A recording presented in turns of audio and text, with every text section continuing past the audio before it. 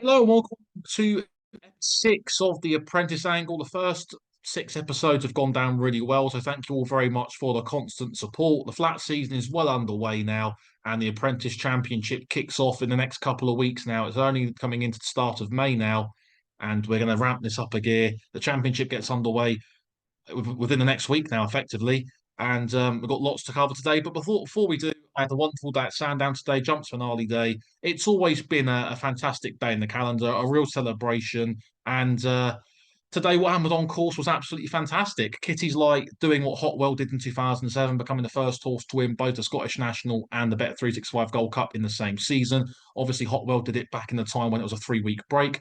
Due to the scheduling of the season this year, anyway, there was only 7 days between that Scottish Grand National and the Bet365 Gold Cup, which made Kitty's Light's pair of successes even more impressive. And he won both races with plenty up his sleeve. And with what's been happening recently in racing, with all the fallout of the Grand National, all the hullabaloo, and all of the sort of negativity surrounding the last couple of weeks, it was really refreshing and positive today to enjoy a great day's racing on course, and for everyone there today just to come together and really enjoy it.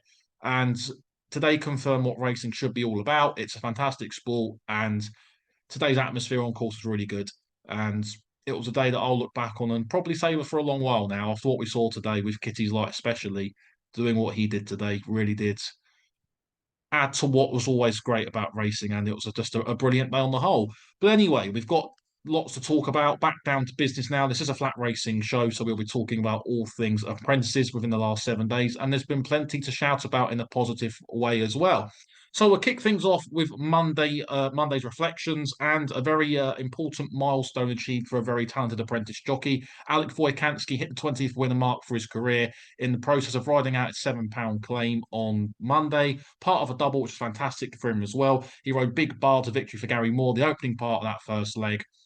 And I was really pleased for Alec there as well. Fantastic young jockey who's really sort of progressed massively over the course of the winter as well. He's had a very fantastic, productive winter, and he's carried that form on into the turf season. He managed to get a win on Spoof to round off the double as well on Monday, and it was third time a charm for both him and Spoof. He'd been touched off narrowly at Doncaster on the opening weekend of the season, again narrowly touched off at Yarmouth a couple of weeks ago in what was very unlucky style. The gaps didn't come in time. Once the gaps did come, he got going far too late and just missed. But this time, the soft ground came just in time for Spoof, and he won quite comfortably. And it's great for Alec, as we said before. Now he's really kicked on, start the season, very good style, getting lots of good backing from Richard Hannon and also outside trainers. He was earmarked on social media by myself as one of my jockeys to follow, and he's definitely carrying on in that frame of work, definitely improving anyway, and going on the right sort of trajectory going forward.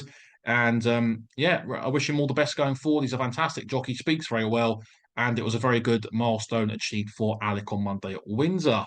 Now, Billy Loughnane had a very good week again this week, kicking things off up at Pontefract with Billy Webster getting off the mark. Billy's now 3 from 3 for the George Scott Yard, a stat worth noting for going throughout the rest of the summer, especially if Billy rides more for George Scott. And Billy had a very nice winner as well of All Sausalito at Lingfield on Wednesday, and also United Front, a very warm favourite, winning well at Doncaster on Friday in front of the ITV cameras at Doncaster as well. That now leaves Billy just one shy of riding out his £5 claim, going down to his £3.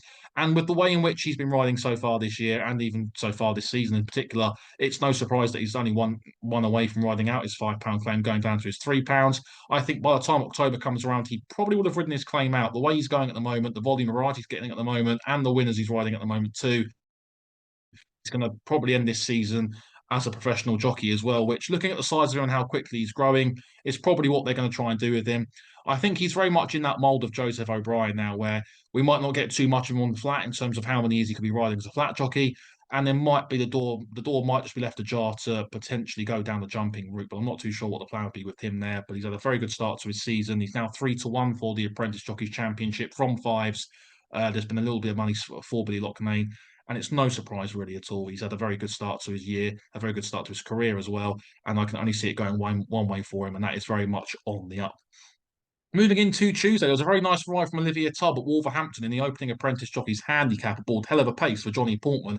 A very good, positive, attacking front-running ride. Nothing came from him behind, and Hell of a Pace won well. Olivia's had a handful of rides and a handful of winners so far as well.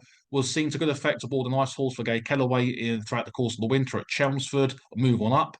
and was seen once again to good effect in. It was also her first winner since coming back from a broken ankle. She'll be a very good rider to keep on the right side or throughout the course of the summer in those apprentice jockeys only races. With a £7 claim to Olivia Tubb is very much one to note in those particular events as well. And also Rhiannon Ingram again got off the mark. Another winner for her again this week aboard Sympathise, who she came second on last time out at Lingfield at a huge price of 150 to 1 for Victor Dartnell at Lingfield last time. A very good aggressive ride up the inside rail, winning quite comfortably in the end. And it's great for Rhiannon as well. She's been a very good rider over the last couple of weeks, had a couple of nice winners, and is very much good value for her £3. Now moving into Wednesday, George Bass was victorious once again aboard Sierra Dawn in a lot more tight fashion compared to what we saw at Nottingham last time. This time around, Sarah Dawn just got home on top of the line to get up. And it was another good winner for George Bass, who's once again, as we highlighted last week and the week before, has started off his year and his season in very good style and is very much building a nice wave of momentum going into the title itself coming up at the start of next month. And also a very nice welcomed winner for William Pyle at Catterick as well on Wednesday aboard Smile and Pay, who absolutely bolted up here, about 7 length win in a handicap, really turned the handicap into an absolute procession. And I'm pleased for Will. He's had his problems along the way with his injuries, had a broken back over the course of the winter, and Will's worked very hard to get back from that broken back injury. And hopefully now this winner for Craig Lister, his boss, will just help him settle down over the course of the winter. Again, like Olivia Tubb, he's one to keep an eye on with his £7 claim in apprentice-only races this summer. And he's a very nice, tidy rider. He's really improved a lot in the saddle. Very strong, very tidy, and very neat. And he's very much one to follow from the north as a jockey who could make a big impact in apprentice-only races and even outside of that sphere going forward too. And also, it was good to see Georgia Dobie back in the winners enclosure as well on Wednesday aboard Purple Poppy as well for Jimmy Fox at Lingfield. Georgia went down to Australia over the course of the winter, had a very productive spell in Australia too, a couple of winners and gained a lot of good rides too. So she's back now, based with Eve Johnson-Halton, still claiming her £3. She had a very good year towards back end of last year, most notably winning aboard Accidental Agent at Newmarket, and has kicked off this season in good style once again. I think the move to Australia over the course of the winter has really helped improve her riding. She's a very good underrated jockey as Georgia, and I wish her all the best going forward for this season. Now moving into Thursday at Chelmsford on Thursday evening, Luke Catton was back in the winners enclosure aboard Quinault for his boss Stuart Williams.